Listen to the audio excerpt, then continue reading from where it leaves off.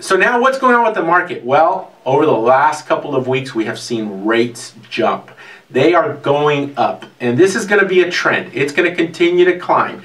So historically, we're still low. It's still great rates. We're in the fours, low fours, still really aggressive interest rates.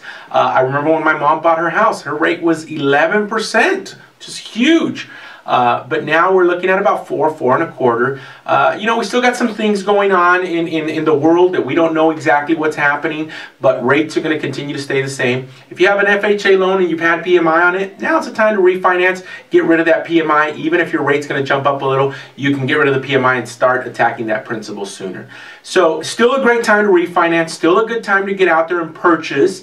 We'll probably see a little slowdown on the purchase market because rates are going up. You're going to get a couple buyers out, but it's a good time to get out there. So if you haven't talked to your local loan officer, give them a call. Give me a call, or your local realtor, give them a call. If you need a referral, please let me know, and we'll talk to you guys soon.